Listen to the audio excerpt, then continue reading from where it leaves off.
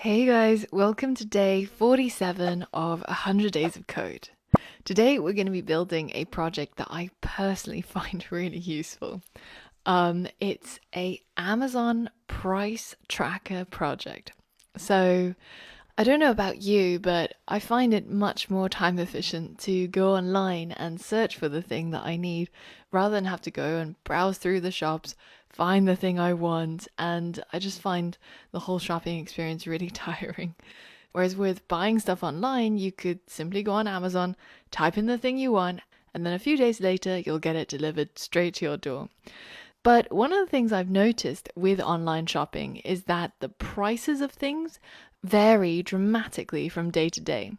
For example, one of the things that I've been really tempted to buy is a Instant Pot. It's basically like a souped up pressure cooker. It can do all the normal things like cook your rice, or work as a slow cooker, or pressure cook your meat until it's really tender. But it can even do crazy stuff like bake a cake in the pressure cooker or make yogurt.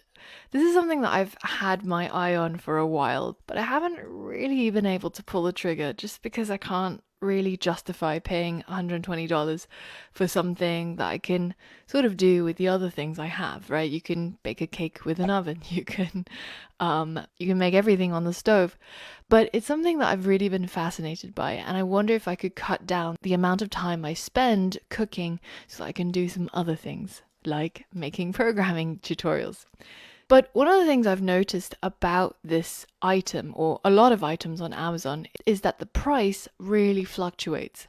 So I've been keeping my eye on this product for a while now, and I've seen it go up and down, even on a day-to-day basis sometimes.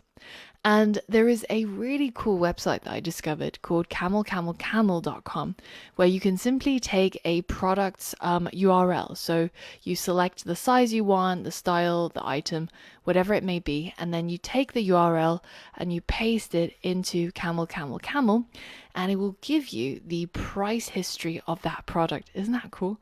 So now you can look and get actual data on how much that product cost over the past few months or year. And you can now see what was the lowest price, what was the highest price, and see how it just fluctuates almost randomly. Now, normally I would think that on big sale days like Black Friday or Prime Day, that you would get the cheapest price. But actually, that's not always the case. For example, in this case, the cheapest price for this item happened on May 25th, which is, I think, just a normal day. I don't really know why it got price dropped to that amount.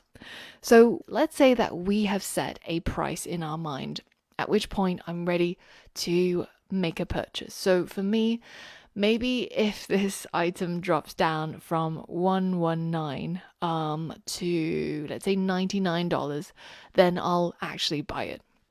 Now, we can actually do this using what we've learned. And then on that day, I get an email and it tells me Instant Pot price alert. The product price is now $99.99, below your target price. Go ahead and buy now. So this is basically the functionality that we want to build using our knowledge of Python and web scraping. And our Python bot is going to be the one that's going to be constantly checking for the price. And when the time is right, it's going to be the one that's going to alert us using an email telling us to buy. So that we don't have to spend every day looking at the website, checking the price, and doing something that our Python bot could do by itself. The idea here is our little Python bot is going to have a set time, let's say 9 a.m. every day, where it checks that URL that we got. So it's going to look at a specific thing on that web page, which is the price. So at the moment, it's registering as $119.99.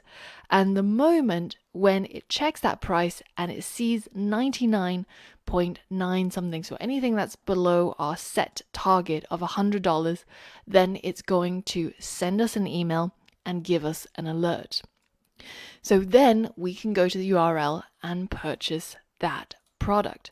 Instead of having to check it ourselves, we now get notified when our condition is met. As you can imagine, this is going to involve a little bit of web scraping, where we try to get hold of the value of this price. and we turn it into a number and we check it against our target price. And then when the conditions are met, then we use the SMTP module to send ourselves an email. So that's the goal of today's project. And I think if you're somebody like me who buys a lot of stuff online, then this is going to be pretty interesting for you. And I hope that'll actually come in handy at some point as well. So head over to the next lesson and let's get started building our Amazon price tracking bot.